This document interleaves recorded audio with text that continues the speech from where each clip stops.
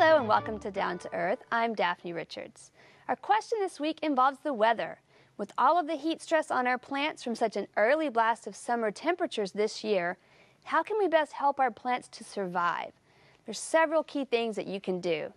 First, you can replenish the mulch around your plants. Make sure to do that without getting that around the trunks of your trees, but it does need to be freshened up every year. You also don't want to fertilize right now. That might be counterintuitive, but fertilizer, as you know, would encourage growth, and growth would not be good to do with such hot temperatures outside. You want your plants to stay a little bit dormant. You also don't want to prune too much for the same reason. That does also encourage growth of lateral buds, and you want your plants to stay pretty much dormant right now. You also want to water slowly and deeply, especially in your lawns. Lower that pressure and make that water go deeper into the soil without running off. If you have any containers, go ahead and move those into the shade if possible. Those containers act like little ovens, and the roots can just bake on top of the leaves frying. You also want to mow your lawns more frequently instead of less frequently.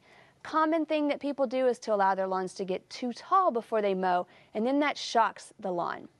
Our plant this week is lamb's ears, Stachys byzantina. It's a wonderful evergreen for our gardens. It's a clumping ground cover. Has great fuzzy gray-green leaves, and it's great for filling in bare spots in your yard. It's mostly grown for its very large, fluffy foliage. It does great in full morning sun, but it does prefer to be protected from the intense afternoon rays.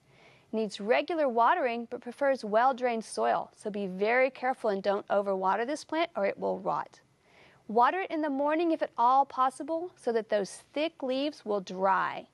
It's hardy to zone 4, so our winters are not a problem, but if you've lost these in the middle of the summer in the past, consider putting them in a shadier spot. They're great here in Central Texas, but they are a little sensitive to the heat. Although some cultivars produce very showy purple flowers, this plant is normally grown for its beautiful foliage. The plants get from 6 to 12 inches tall, and the bloom spike, if it has one, can possibly add another 12 inches of height. To do in your garden this week, if you normally allow your lawn clippings to return to the soil, consider collecting them for a few mowings to start a compost pile. We'd love to hear from you. Please visit klru.org/ctg to send us your question or a plant of the week from your garden.